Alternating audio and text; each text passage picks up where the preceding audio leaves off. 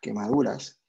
Este tema viene a reforzar más o menos lo explicado en la clase que tuvimos hace un par de semanas atrás. Entonces, sin más por el momento, le doy la palabra en la secuencia a Ernesto Icaza, el que viene primero. Sí, doctor. ¿Cómo no? Empieza, Ernesto, pues. Buenas noches. Bueno, yo voy a hablarles, acerca de las generalidades de las quemaduras. Para avanzar ahí un poco, ya sé que es tarde, así que no perder tiempo. Siguiente de mí, por favor. Bueno, generalidades de las quemaduras. Aquí vamos a ver sobre algunos aspectos básicos o algunas cosas importantes que hay que considerar al momento de ver a un paciente quemado. Vamos a ver lo que es la definición, algunos conceptos sobre epidemiología y algunos datos importantes sobre como la fisiopatología de las quemaduras. Siguiente, por favor. Bueno, parte del contenido que voy a mencionar en las generalidades. Siguiente, por favor. Bueno, en cuanto a la definición de qué es una quemadura es, según la página Medline Plus, esta define a una quemadura como una lesión en los tejidos del cuerpo que es causada por calor, por sustancias químicas, por la electricidad, el sol o la radiación. Así textualmente está escrito en la página. Entonces, en estas lesiones hay destrucción celular a nivel de la piel, que es el caso más notable, el que podemos ver, el que podemos evidenciar a primera vista. En la mayoría de los casos, también se pueden ver afectados órganos anexos de la piel, como las glándulas sudoríparas, las sebáceas, los folículos pilosos. Además, se pueden ver afectados incluso tejidos más profundos de la piel, como los músculos, tendones, huesos, vísceras, fascia, etc. Las quemaduras ocasionan edema y pérdida hídrica debido a que los vasos sanguíneos se pueden ver afectados por la lesión. Entonces, existen varios tipos de quemaduras según la causa que la origina. Y esto se va a definir, o se van a mencionar más adelante. Siguiente. Perdón. En cuanto a la epidemiología, es importante conocer que el ser humano siempre ha estado en riesgo de sufrir. Sin embargo, en la época actual, a nuestros días, el riesgo es mucho mayor, ya que en el medio ambiente la exposición a fuentes o que generen una posible quemadura es mayor. Incluso en la casa, con los artefactos de cocina, microondas, fuentes eléctricas, todo ello es un gran riesgo, genera un gran riesgo. Podemos mencionar que, por ejemplo, en los Estados Unidos, cada año aproximadamente 1.25 millones de personas sufren quemaduras, una gran cantidad de personas. La mayoría de ellas no requieren hospitalización. Sin embargo, entre 60 y 80 mil pacientes sufren quemaduras lo suficientemente graves para necesitar un ingreso hospitalario. De estos, 40% son niños menores de 15 años, así que hay una gran cantidad de pacientes pediátricos que sufren quemaduras. Para estos pacientes, las quemaduras son la tercera lesión más frecuente como causa de muerte después de los accidentes de tránsito y los ahogamientos en pacientes pediátricos. Aproximadamente 5.500 pacientes quemados fallecen cada año, de los cuales cerca de la mitad son niños. Siguiente, por favor. En cuanto a la fisiopatología de una quemadura, primero tenemos que conocer un poco sobre la piel. Así que mencionaré sobre la biología de la piel un poco. Siguiente. Entonces, primero hay que darle un vistazo rápido a lo que es la biología de la piel. La piel es el órgano más grande del cuerpo y está conformada por dos capas, la epidermis y la dermis, cuyo grosor varía según su ubicación, el sexo, la edad de la persona.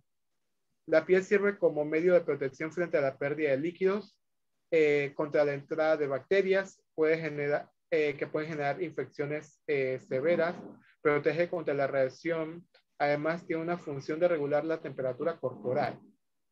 La piel es un órgano con una extensa red vascular y que tiene una serie de receptores que ayudan a percibir temperatura y dolor.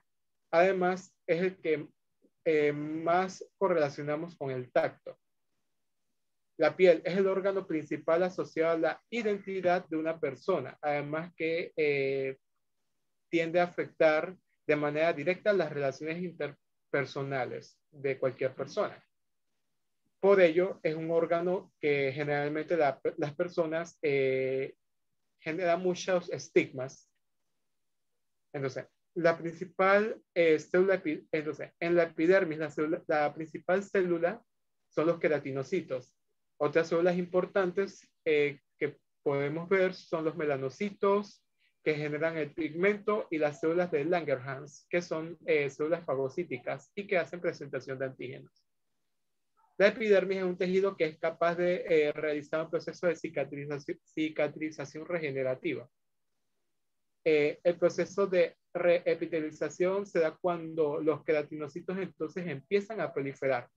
El colágeno es la estructura que es la molécula que forma la estructura con forma de fibrillas que dan anclaje a la piel. Sin embargo, durante la cicatrización de una quemadura, el anclaje generado por estas fibrillas puede tardar en recuperarse entre semanas y meses. Mientras que la dermis es un tejido es un tejido que se caracteriza por una abundante matriz extracelular y que se divide en dermis papilar y reticular. La papilar es la más superficial, mientras que la reticular es la más profunda. Tiene una extensa constitución de colágeno que permite el estiramiento y este también proporciona las fuerzas tensoras de la piel. Su principal célula son los fibroblastos, que son los que generan colágeno y elastina. También tiene un componente no fibroso, que es la sustancia fundamental, que está formada por otras sustancias como ácido hialurónico y condroitin sulfato, cuyas funciones son de mantener el líquido para mantener una matriz semilíquida y regular la comunicación intracelular mediante la unión y liberación de mediadores inflamatorios. Aquí es donde se originan las estructuras anexiales de la piel y estas posteriormente atraviesan a través de la dermis, de la epidermis. Los plexos capilares de la epidermis aportan nutrientes tanto a la dermis como a la epidermis. Sin embargo, al producirse una herida en las células endoteliales, también cumplen con la respuesta inflamatoria local y sistémica. Los nervios sensoriales que atraviesan la dermis hacia la epidermis tienen un papel significativo posterior a una lesión, ya que ellos mediante el dolor modulan la inflamación. La epidermis es un tejido que cura por regeneración, fibrosis y cicatrización. Siguiente. Bueno, en cuanto a los cambios fisiopatológicos de la lesión térmica, la aplicación de calor en las células provoca una desnaturalización en las células de las proteínas y lleva a pérdida de la integridad de la membrana plasmática. Tanto la temperatura como la duración del contacto con la fuente de calor tiene un efecto sinérgico, o sea que favorece la lesión. Cuando hay una quemadura, se produce necrosis en el centro de la lesión y esta se va haciendo progresivamente menos intensa hacia la periferia. Entonces, se puede dar una descripción de estas lesiones que se conoce también como las 3 zonas de Jackson, que fue formulada en los años 50. La zona central de la herida es la zona que se conoce como zona de coagulación, donde no quedan células viables. Se encuentra la zona de éxtasis, que es la que se caracteriza por la presencia de células viables y no viables. Además, aquí hay vasoconstricción e isquemia. Esta zona de éxtasis rodea a la zona de coagulación. Esta zona tiene la peculiaridad de conocerse también como la zona de riesgo, ya que si no se le da una adecuada atención a la herida, esta puede convertirse en necrosis. Si hay, y esto debido a que se puede generar hipoperfusión, desecación, edema o infección al hacer alguna mala maniobra, algún mal cuidado. Un segundo. Sí que no ha avanzado. Ahora sí, ahora sí. Zona de hiperemia, la cual contiene células viables y hay vasodilatación mediada por mediadores locales de inflamación. Esta es una zona que se espera que se regenere en su totalidad. Eso es lo esperado eso es lo que podemos ver en este tipo en estas lesiones. Aquí se ve la imagen donde se ven las 3 zonas de Jackson con las características de cada una. La zona A, que es la zona de coagulación, la zona B, que es la zona de éxtasis, y la zona C, que es la zona de hiperemia. Siguiente. Entonces, cuando tenemos a un paciente quemado, una de las primeras cosas que también debemos hacer es la valoración de la profundidad de la lesión. Estos se realiza mediante la observación clínica. Las quemaduras pueden afectar a una o ambas capas de la piel. Y entonces esta puede extenderse incluso a tejidos más profundos como la grasa subcutánea y músculo o huesos. Las quemaduras que afectan solo la epidermis se caracterizan por ser eritematosas y muy dolorosas. No forman ampollas. Por ejemplo, en las quemaduras solares se puede ver esto.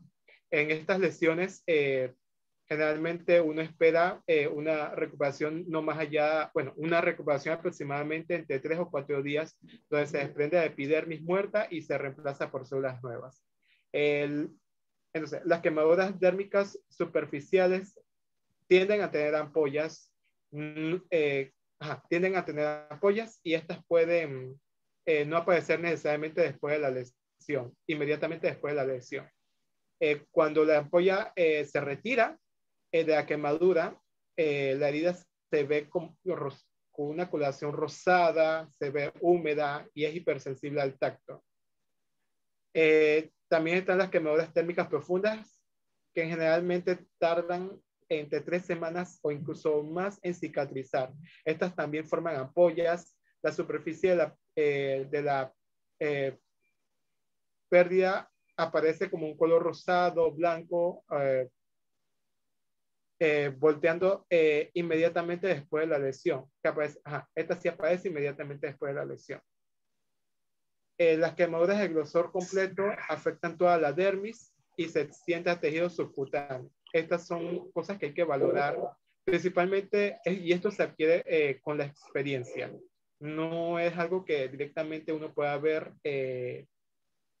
porque hay que tener mucho cuidado porque generalmente una buena valoración es lo que permite un mejor tratamiento para una buena recuperación. Siguiente. Entonces, aquí se puede ver, se puede escribir una quemadura de Schweinfeld, cómo se ve afectación y se puede describir como una quemadura más, se puede describir una quemadura profunda. Siguiente, por favor. Entonces, en cuanto a la evaluación de la extensión, se menciona que la estimación del tamaño y la profundidad de la quemadura, esto ayuda a determinar la gravedad y el pronóstico de la misma, además de la ubicación del paciente. ¿En qué nos referimos a ubicación del paciente? Si va a ser un paciente que va, en qué tipo de atención va a recibir debido a su quemadura. Si puede recibir alguna atención hospitalaria prolongada o corta. El tamaño de la quemadura, entonces se estima utilizando varias reglas. Una de las más utilizadas se conoce como la regla de 9, donde las porciones del cuerpo se dividen en un 9% y la área quemada representa dicho valor. Siguiente. Por ejemplo, esta.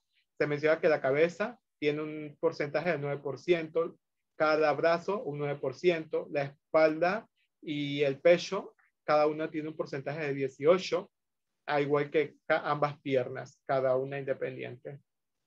Entonces, también esto es importante, hay que reconocer, siguiente, que esto no puede ser igual en todos los pacientes, porque esto depende del tamaño del mismo. Existen otro tipo de reglas, diagramas especiales que se utilizan en pacientes pediátricos, debido a que las proporciones corporales en ellos es diferente a la de un adulto. Siguiente. Siguiente. Bueno, en cuanto a los mecanismos de lesión térmica, este incluye las distintas formas en las que un paciente ha desarrollado algún tipo de quemadura. No se va a mencionar a fondo cada tipo de mecanismo de lesión porque no es el objetivo, en este caso no es el objetivo de la sesión. Pero hay que conocer que existen quemaduras por fogonazos o llamas donde hay contacto directo con el fuego. Están las escaldaduras que son por lesiones por salpicaduras o líquidos calientes. Las quemaduras por contacto donde la piel toca estructuras que generan calor. Las quemaduras químicas que son por sustancias corrosivas, ácidas, alcalis. Y las quemaduras eléctricas que son generadas por la corriente doméstica o electricidad ambiental, por fulguración. Siguiente. Y bueno, aquí podemos ver una lesión por escaldadura. Estas son lesiones que hay que tener mucho cuidado porque puede, en el clínico, si no tiene suficiente experiencia, bueno, en este caso se puede, mencionaba que es una herida que sí es profunda, mencionaba que sí, la imagen mencionaba que sí tiene heridas profundas. Pero menciona que las heridas de escaldadura muchas veces pueden confundirse como lesiones superficiales. Por ello, siempre hay que mencionar y hay que tener cuidado con estas lesiones. Siguiente. Las quemaduras por contacto. Siguiente. Las quemaduras por electricidad. Estas también son otras lesiones que hay que tener mucho cuidado porque no solamente se puede ver la lesión generada por la corriente, la lesión de entrada o la lesión de salida, porque en muchos pacientes las lesiones también afectan a órganos internos. Por ello también hay que tener mucho cuidado con estos tipos de quemaduras. Siguiente. Bueno, esta menciona como una quemaduras por salpicaduras, quemaduras por productos químicos. Siguiente. Bueno, en cuanto a la clasificación de las quemaduras, según su profundidad, hay que mencionar que las quemaduras se clasifican como primero, segundo y tercer grado, según qué tan profundo y con qué gravedad penetran la superficie de la piel. Las quemaduras de primer grado son lesiones superficiales que se caracterizan por ser muy dolorosas porque no hay lesión de nervios. Las quemaduras de segundo grado son las quemaduras de espesor parcial. Estas involucran a la epidermis y parte de la capa de la dermis. El sitio de la quemadura se ve rojo, con ampolla y puede estar inflamado y ser doloroso. Mientras que las quemaduras de tercer grado son las quemaduras de espesor total. Las quemaduras de tercer grado destruyen la epidermis y la dermis y pueden dañar el tejido subcutáneo. Estas pueden ser lesiones pueden verse carbonizadas, pueden verse blancas y no hay sensibilidad. Y entonces también están las quemaduras de cuarto grado, que también dañan huesos, músculos y tendones. Siguiente.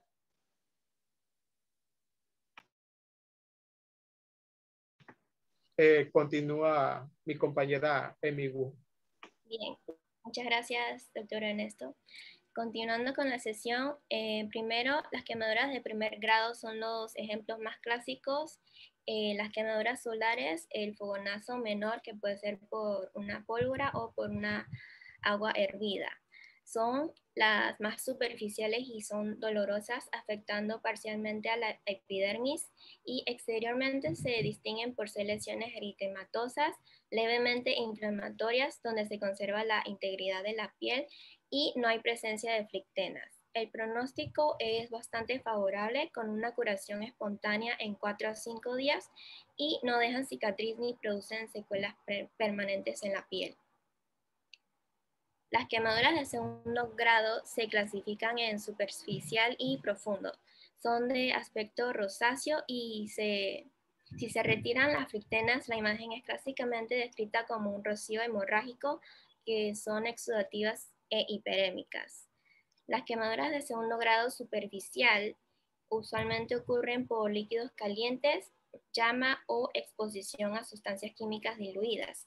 La lesión afecta a todos los estratos epidérmicos, llegando hasta la dermis papilar, y no afecta a la dermis reticular ni a la raíz de los folículos pilosebáceos. Clínicamente, la lesión se observa rosada o rojo brillante, son exudativas, muy dolorosas y hay presencia de flictena o ampollas intactas como resultado del edema subyacente, y el folículo piloso puede estar conservado. Tiene una remisión espontánea en 1 a 2 semanas y como quedan los queratinocitos de las glándulas sudorípara y sebácea viables, permite una epitelización en unas 2 semanas. Si no se infecta, no dejará cicatriz residual, pero tiene la posibilidad de desarrollar una despigmentación cutánea o una discromía. La quemadura de segundo grado profundo usualmente ocurren por líquidos calientes, llama o deflagración, o una exposición prolongada a sustancias químicas. La lesión afecta a todos los estratos epidérmicos, llegando hasta la dermis reticular, y no afecta el tejido subcutáneo. Solo quedan viables algunas células epidérmicas que forman parte de las glándulas sudoríparas y de los folículos pilosebáceos. En la clínica se observa la lesión rojo pálido o blanco, lisa y brillante, y son exudativas. A veces conserva el folículo pilosebáceo. Hay presencia de frictenas o ampollas rotas. Hay hipoalgesia o hiperalgesia. El folículo piloso está dañado y el retorno venoso es lento. El pronóstico tiene una curación lenta de 3 semanas o más, y si en 21 días no se epiteliza, hay que derivar a cirugía plástica. Además, las secuelas cicatriciales y pérdida de vello es posible en este tipo de quemaduras. A continuación podemos observar imágenes de quemadura de segundo grado superficial que se trató con apósitos de cura húmeda sin plata, y aquí observamos quemadura de segundo grado superficial y profundo que se manejó con colagenasa para la eliminación de tejido desvitalizado y necrótico. A la izquierda con una evolución de 6 días, luego 9 días y por último 13 días de evolución con buen tejido de granulación.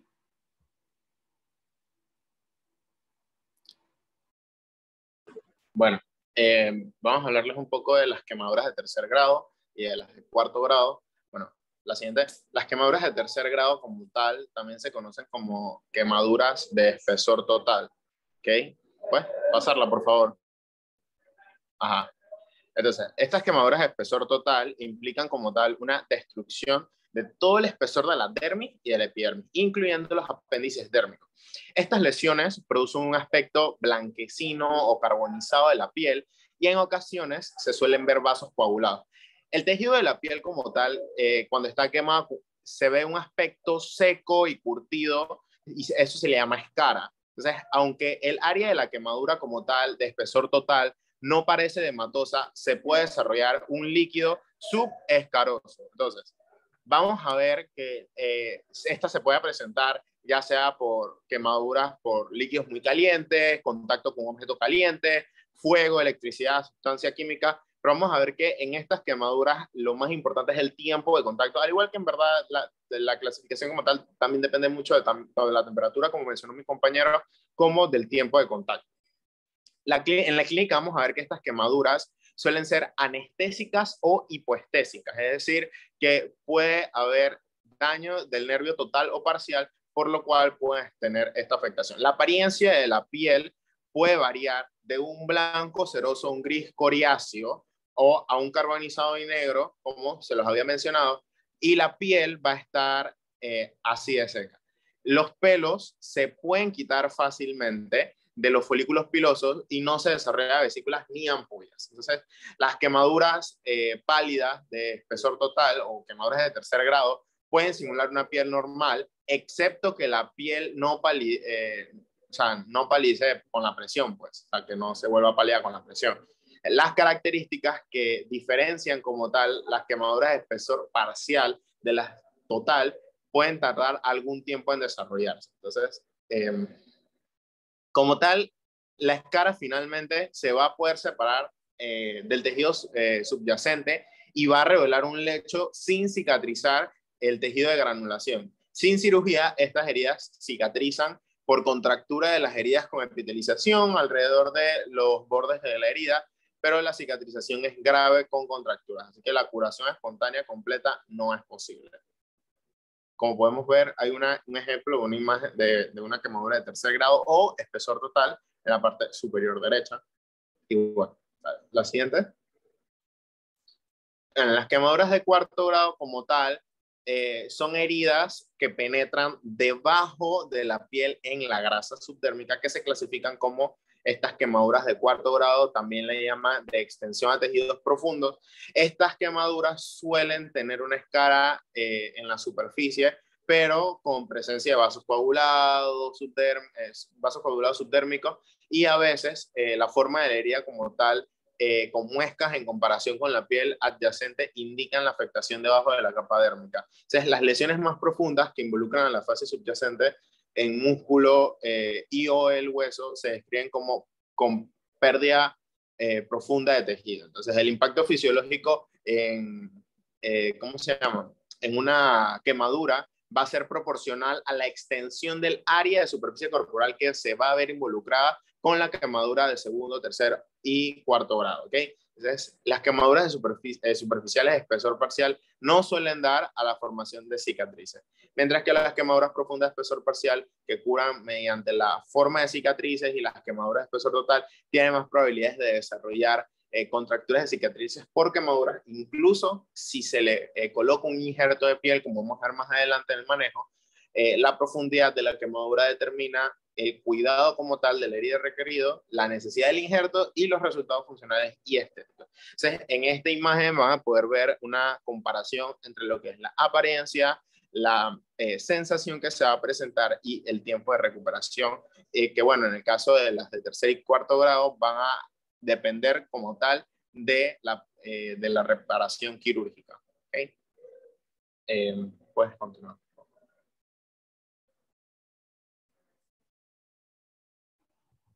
Siguiendo con el manejo de las quemaduras, las prioridades del manejo son las mismas que en cualquier paciente traumatizado, que es el manejo de la vía aérea, la respiración y la circulación.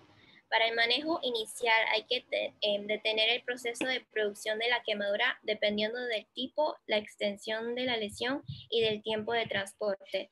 Y se debe retirar la ropa de las zonas afectadas, alejar todas las áreas comprometidas del contacto con el químico o alejarlo de la fuente de calor o del contacto en caso de quemadura por electricidad.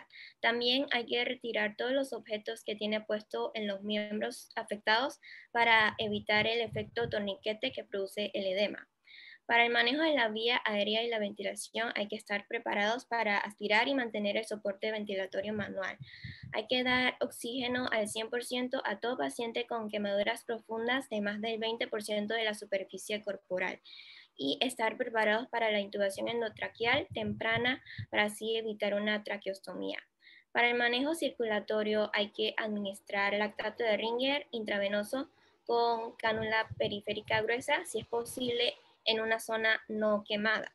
Si el traslado desde el lugar del accidente dura más de 30 minutos, se debe colocar la vía venosa periférica, y también la colocación de una sonda nasogástrica a todo paciente con sospecha de ilio y la colocación de una sonda vesical para verificar la diuresis horaria. Las necesidades de líquidos tienen relación directa con la extensión de la quemadura, con el peso corporal del paciente y la etiología. La edad también influye en la relación de los requerimientos de fluidos y el tamaño del cuerpo, ya que los niños tienen mayor superficie corporal por unidad de masa. Para el cálculo hay que pesar al paciente y se debe calcular la extensión de la lesión mediante el examen físico. Y se utiliza la fórmula de Parkland, que para los adultos es 2 a 4 mililitros de lactato de Ringer por kilo por porcentaje de superficie corporal total quemada. Y la administración es en las primeras 8 horas, la mitad, y la mitad restante se administra en las siguientes 16 horas, en las primeras 24 horas. Esta fluidoterapia debe ser controlada en todo momento según la respuesta del paciente. Y para el monitoreo de la resucitación hay que adecuarla según la presión venosa central y la diuresis que se realiza mediante la colocación de una sonda Foley, y para los adultos y niños que pesan más de 30 kilos debe de tener una diuresis de 30 a 50 cc por hora. La origuria asociada con la elevación de la resistencia vascular periférica y la reducción del gasto cardíaco es más frecuente como resultado de una inadecuada administración de líquidos. En estas circunstancias, los diuréticos no están indicados y la oliguria normalmente responde al aumentar la administración de líquidos.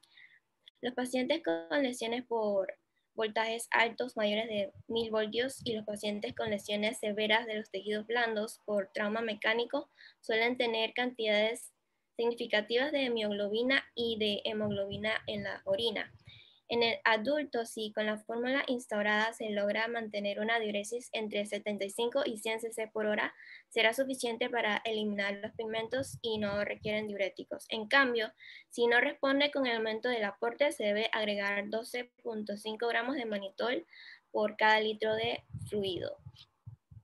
En cuanto al manejo de la herida, el tratamiento analgésico para las quemaduras leves es por vía oral, que puede ser por AINES o metamizol, y para las quemaduras más graves se utiliza pequeñas dosis de opiáceos por vía intravenosa.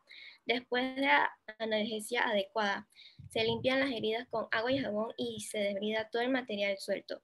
El agua debe estar a temperatura ambiente o tibia para evitar la hipotermia, y se desbridan todas las ampollas rotas, excepto las de las palmas, los dedos de la mano y las plantas de los pies. Las ampollas que no están rotas en ocasiones pueden dejarse intactos, pero deben ser tratados con un antimicrobiano tópico. Si los pacientes van a ser trasladados a un centro de quemado, puede aplicarse un vendaje limpio y seco y la colocación de opiáceos intravenosos. El tratamiento tópico puede ser con ungüentos antimicrobianos, que puede ser sulfadiazina de plata al 1%, con curaciones comerciales con plata o mediante curaciones biosintéticas, también llamados piel artificial. Es importante que los ungüentos tópicos se cambien diariamente. Los productos de piel artificial no se cambian con frecuencia, pero puede ser necesario si existe un exudado purulento subyacente, especialmente cuando las heridas son profundas. Y también es importante mantener las extremidades quemadas elevadas. Además, se administra profilaxis antitetánica dependiendo del estado de vacunación del paciente. Y no se administran antibióticos profilácticos sistémicos, y el tratamiento antibiótico empírico para una infección aparentemente durante los primeros 5 días debe estar dirigido contra estafilococos y streptococos. Y las infecciones que se desarrollan después de los 5 días se tratan con antibióticos de amplio espectro. Después del tratamiento inicial y la estabilización, se evalúa la necesidad de la hospitalización. El tratamiento hospitalario óptimo en un centro de quemado es fuertemente sugerido para los pacientes con quemaduras de espesor total mayor de 1% de la superficie corporal, para las quemaduras de espesor parcial mayor del 5% de la superficie corporal, y las quemaduras de las manos, la cara, los pies o el periné de espesor parcial o profundas, o si los pacientes son menores de 2 años o mayores de 60 años. Bueno, es importante que una vez el paciente quemado ha sido resucitado, estabilizado, y bueno, como mencionó mi compañera, todo el manejo inicial que se le debe tomar al paciente, se debe tomar las prioridades en cuanto a la restauración de la anatomía, la preservación de la función y la rehabilitación del paciente. Pero para lograr esto, el cirujano debe evaluar hasta qué punto falla el tejido, identificar cuáles son los posibles sitios donantes u otras soluciones para manejar mejor los defectos de la piel y los tejidos blandos. Es muy importante que se busque o que se tenga como objetivo reconstruir tejido similar con tejido similar y que la restauración se dé a la función de lo primero, pues, lo que reemplaza las precauciones inmediatas sobre la estética. Entonces, se van a tomar las medidas adecuadas para limitar las cicatrices en el postoperatorio. Sin embargo, es muy importante que una vez que el paciente ha pasado a la fase aguda, ha pasado por la fase aguda de la lesión, incluido la cobertura aguda de la herida y la revaluación de las heridas, puede requerirse revisiones de la herida para lograr un resultado cosmético óptimo. Entonces, como tal, la cirugía está indicada en caso de quemaduras que aparentemente no vayan a curar antes de las 2 semanas, que incluye la mayoría de las quemaduras profundas, de espesor parcial y todas las de espesor total, las escaras que se resecan en cuanto a lo posible, idealmente antes de los 3 días, para prevenir sepsis y facilitar la colocación precoz de un mini injerto en la herida, lo que acorta la hospitalización y mejora de los resultados funcionales. Entonces, por lo menos aquí en las imágenes vemos uno de los procesos que como tal se pueden utilizar, que es el autoinjerto de espesor parcial. También está el llamado injerto de espesor total. Entonces, es muy importante que se evalúe cuál es el tipo de herida que tiene el paciente, cuál es el tipo de quemadura que tiene el paciente para poder determinar cuál es el manejo que se le va a dar, porque también se pueden utilizar expansores de tejido, o también se pueden utilizar los que son los llamados sustitutos de piel. Entonces, es muy importante que al momento de hablar por lo menos de los autoinjertos, definamos que la quemadura de espesor parcial va a incluir en la epidermis y diferentes capas de la dermis. Los principios generales del injerto de piel, incluidas las ventajas y desventajas de estos injertos de espesor parcial, las técnicas quirúrgicas y el cuidado postoperatorio general. Entonces, pero cada uno, o sea, esto es muy amplio y es muy importante que, por lo menos en plástica, los cirujanos plásticos ven esto mucho más a profundidad. Solamente les voy a hablar algo un poco más superficial, que hay limitaciones en cuanto al injerto de piel en pacientes que tienen quemaduras que son con una frecuencia de falta de disponibilidad de lugares de donantes no quemados, la elasticidad y la flexibilidad reducida también de la piel de donante y la tendencia a la formación de cicatrices y contracciones. Entonces son factores que debemos considerar porque limitan mucho el lugar donde se va a colocar como tal este autoinjerto como tal. Entonces, cuando los sitios donantes son limitados, la expansión del injerto mediante técnicas de mallado se puede considerar la recolección y la combinación de técnicas de injerto o la técnica de sándwich, que van a permitir cubrir defectos más grandes. Esto por lo menos aquí hay algunas imágenes que explican más que todo cómo se ve estos injertos de piel que son de espesor parcial, por lo menos en enmallados. Hay que tener en cuenta que las aberturas son más que todo para la expansión del tejido, pues. La calidad, la elasticidad y la flexibilidad, como había mencionado, de la reconstrucción, son cosas que se pueden mejorar combinando diferentes tipos de injertos de piel de espesor parcial con un sustituto de piel, como por ejemplo dérmico. ¿Puedes pasarla, por favor?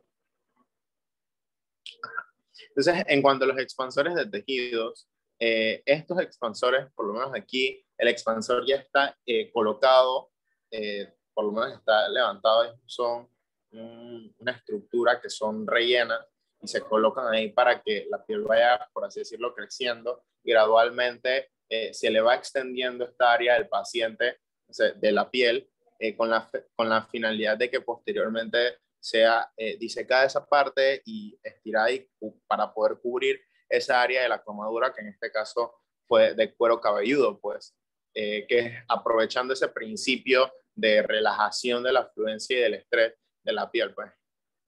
Pásala, por favor.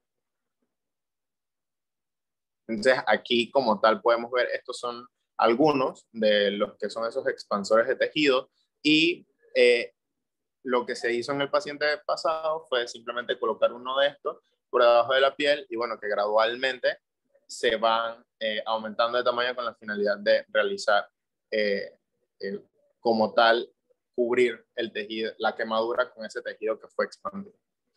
Pasada, por favor.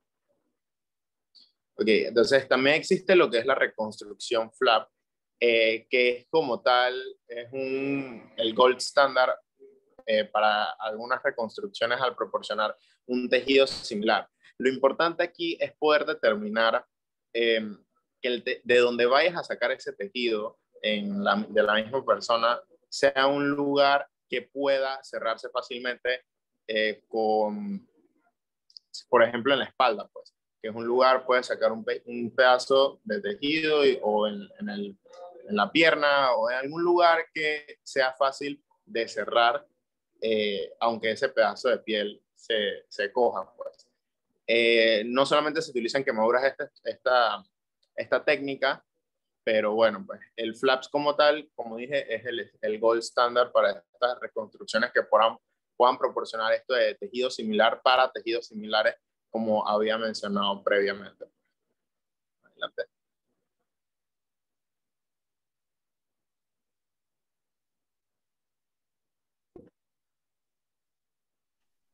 Excelente presentación de los tres, los felicito. Es una presentación muy completa. Obviamente, cada tema que tocan es prácticamente, uno podría hacer una clase de cada tema. Pero bueno, lo han hecho de una forma didáctica y bastante resumida. Algunas cositas que quiero comentarles antes de que terminemos, porque es tarde ya. Básicamente es en la evaluación clínica, cuando tienes muchos, mi puntero perdón, déjame compartir. ¿Puedo compartir? Usted, perdón, mi puntero no se ve, ¿verdad? No. ¿Puedo compartir? Bueno, es que no voy a ver tu pantalla entonces, Emi. Ok, por ejemplo, déjame explicarles. Aquí básicamente cuando ustedes tengan, esto básicamente es para, desde el aspecto clínico de la evaluación, cuando estén en un cuarto de urgencia, sean médicos internos. Son cosas prácticas. Por ejemplo, te llega un paciente quemado, pero tiene quemaduras chiquitas en muchas partes del cuerpo. Agarras y todos se ponen a verse las palmas de las manos y ven más o menos el que tenga la palma de la mano más similar a la del paciente. Y entonces, básicamente, sin tocar la quemadura, vas poniendo sobre las áreas que se quemó la mano y ahí vas calculando. Por ejemplo, en este caso, este paciente tenía quemadura en la cara ventral del antebrazo, en el abdomen y en la pierna. Y tantos, uno y uno son 3%. O sea, no se pongan a ver y estar el 9% de la piel o el 18% del abdomen, no. Simplemente con la palma de la mano lo hacen rápido.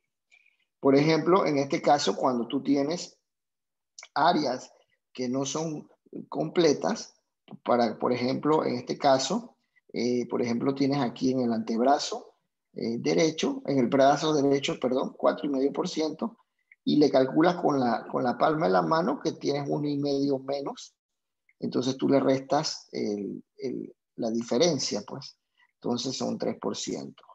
Ya, por ejemplo, en la pierna, como tú puedes ver, en la pierna izquierda, tienes el 9%, pero hay un 1% que no se cubrió, entonces le quitas y tienes un 8%. Y cuando, en el otro caso, en la cara anterior del abdomen, que es un 9%, sin el tórax sería entonces un 7%. O sea que ustedes pueden, con la regla de los unos, ir restando. Pásame la siguiente, Emi. Entonces, al momento de calcular los líquidos, utilizamos la fórmula de Parkland, 4 cc por kilo por el peso, por el porcentaje quemado. Sabemos que el volumen que nos da, la primera mitad es en las primeras 8 horas y la siguiente mitad en las siguientes 16 horas. Muchos lo que hacen es que, bueno, dividen el volumen total entre 2 y el resultado que da, entonces saben que el resultado restante lo tienes que dar en 8 horas. Siguiente, por favor. Siguiente, Emi. Por ejemplo, miren este caso. Este caso, no, caso 1. Échalo para atrás. Ajá. Tengo un paciente de 80 kilogramos Aquí es importante saber que tiene una gran escaldadura en la espalda y es la más llamativa, más sin embargo es una quemadura de primer grado que equivale a un 18%. No se distraigan por las quemaduras que son más llamativas, que son las escaldaduras. Entonces, esa es una de primer grado, o sea que esas no se tienen que terminar, tomar el trabajo de tomar la cantidad. Más sin embargo, tenemos 4,5 en el antebrazo, de segundo superficial o profundo, 18 en el tórax y el abdomen, y 9,9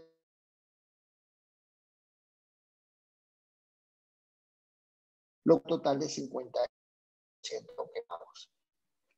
4 cc por 80 kilogramos que pesa el paciente por 52% de quemadura nos da 16.64 litros. Razón por la cual dividimos y nos da una rata de casi 1 litro por hora. Este es un paciente gravemente quemado. Uno se asusta cuando ve estas cantidades, pero realmente no deben asustarse porque realmente lo que está ocurriendo es que es un gran quemado y necesita esa cantidad de líquido para garantizar una perfusión adecuada para sus órganos, para evitar el shock por quemadura. Siguiente. En el caso 2, básicamente es para ilustrar también que muchas veces llegan quemados facialmente y son quemaduras también con enrojecimientos importantes y eso hay que descartarlo. En este paciente la quemadura es de 44 grados, de 44%, y eso da un total de 10.56 litros, lo cual da una rata de 660 mililitros por hora. Estos goteos generalmente lo tienen que hacer con bombas de infusión, si estuviera en un hospital grande, pero si no, es prácticamente decir que casi tienes que traer al paciente con el lactato abierto a chorro, y si lo estás trasladando. El paciente joven resiste altas cantidades de volúmenes, razón por la cual no deben preocuparse. No lo vas a llevar a una falla respiratoria por un edema agudo de pulmón y siempre estando observando cómo está la orina, cómo está orinando, ¿no? Siguiente, por favor. El último caso es básicamente para ilustrarles. Este es un paciente que estuvo atrasado en el sentido, pásate el siguiente para estar seguro que este es el caso, pásate el 4 para ver. Ajá, este es el paciente que quería hablarles. Por ejemplo, tú estás en el hospital Santo Tomás de turno, pero te trasladan al paciente sin canalizar y te dice el paramédico que el paciente fue quemado hace 4 horas, más o menos. Razón por la cual tú tienes que iniciar la reanimación apenas el paciente llega. Significa entonces que tienes un retraso de 4 horas y tú le calculas a este paciente más o menos cuánto tenía quemado y te resulta ser de que tiene 36% quemado, lo cual te da una cantidad, un paciente de 100 kilos, de 10.8 litros. Más sin embargo, en las primeras 8 horas te da que le tienes que pasar 5 litros. Más sin embargo, vienes atrasado de esos 5 litros hace 4 horas, razón por la cual tienes que pasarle el doble, lo cual da entonces 1.260 mililitros por hora. ¿Qué significa esto? Que aunque el paciente venga atrasado, tú tienes que comprometerte a que en esas primeras 8 horas el paciente reciba lo que necesita. En muchos casos lo que hacemos es que buscamos entonces 2 venas periféricas o solicitamos el apoyo del cirujano general para que nos coloque un catéter venoso central. Lo importante es que cuando llegue el paciente, nosotros recapitulemos todo lo que el paciente se ha retrasado en su traslado y se le ofrezca la reanimación adecuada. Siguiente. Yo creo que ya esta es la última, ¿no? Ok. Bueno, no sé si tienen alguna pregunta, algún comentario. Hablaron de la expansión. La expansión realmente es un poquito prohibitivo en nuestros hospitales públicos porque cada expansor cuesta más o menos entre 400 y 600 dólares. Los expansores vienen en distintas formas, vienen en forma de rectángulos, en forma de croissants, en forma de, incluso de mama, tienen expansores en forma de mama. Generalmente sí se usa mucho en niños para reconstrucción del cuero cabelludo y también a nivel de lo que son secuelas de quemaduras en áreas de flexión. Pero la expansión cutánea es un proceso un poco largo, tedioso, porque primero tienes que imponer el implante expansor allí, tienes que esperar unas 2 semanas hasta intentar empezar a insuflar. El paciente tienes que estarlo citando semanalmente, inyectando de 20 a 40 cc, a veces 50 cc, y es una expansión prolongada. Y luego tienes que traer al paciente nuevamente para entonces quitarle el expansor y rotarle colgajos. A veces hay pacientes que hay que hacerles varias expansiones en el tiempo para hacer la reconstrucción también. Pero sí es una opción también terapéutica para la reconstrucción de las maduras. El tema que hablamos fue la indicación de los colgajos libres. Los colgajos libres, para hacer colgajos libres, debes tener un equipo de microcirugía. Lamentablemente también en nuestros hospitales públicos todavía no tenemos esos servicios de microcirugía establecidos, razón por la cual los colgajos libres son muy pocos común verlos. Generalmente lo que vemos son colgajos pediculados, ¿no? Como son el colgajo del tensor de la fascia lata, el colgajo sural, colgajo inguinal de McGregor, pero generalmente son colgajos que son pediculados y no son colgajos libres. Eso en cuanto a la reconstrucción por los colgajos. Y por último, hablaron muy bien de lo que son los injertos de espesor parcial, espesor total, y que generalmente deben ser tomados del área más cercana al área que es el área del defecto. Eso también es muy interesante. Y las matrices dérmicas tú las colocas cuando los injertos de espesor parcial ya no hay dermis y vas a colocar directo sobre un músculo, el injerto, etc. Para crear un poquito más de dermis, entonces tú le colocas una matriz dérmica. Hay matrices térmicas muy delgadas, hay matrices térmicas más gruesas, hay matrices térmicas que si tú quieres una buena reconstrucción tienes que colocar por 21 días y después de los 21 días que sobre esa matriz térmica vas a colocar un injerto. Hay otras matrices térmicas que son más delgaditas que te permiten poner la matriz térmica de una vez y sobre la matriz térmica poner el injerto. Eso también es de mucha utilidad, que lo sepan también. Y bueno, importante saber que cuando debes referir a un paciente a la unidad de quemado. Sencillo. Toda quemadura de tercer grado tiene que ir a un centro de tercer nivel. Toda quemadura en áreas especiales, como son los genitales, el periné, las manos, los pies y todo lo que son superficies de flexión de tercer grado, deben ir a una unidad. Quemados. Toda quemadura de segundo grado, superficial o profundo, que equivalga a un 15 a un 20%, debe ser mandado a una unidad de tercer nivel. Y obviamente toda quemadura facial que tenga signos evidentes de quemadura por inhalación debe ser trasladada a una unidad de quemados. Básicamente eso es lo que quiero el mensaje que se lleven. Y bueno, creo que han hecho un muy buen trabajo y los felicito a los tres. Y enhorabuena, pues, a seguir adelante, que ya casi estamos terminando su carrera, ¿no? ¿Alguna pregunta?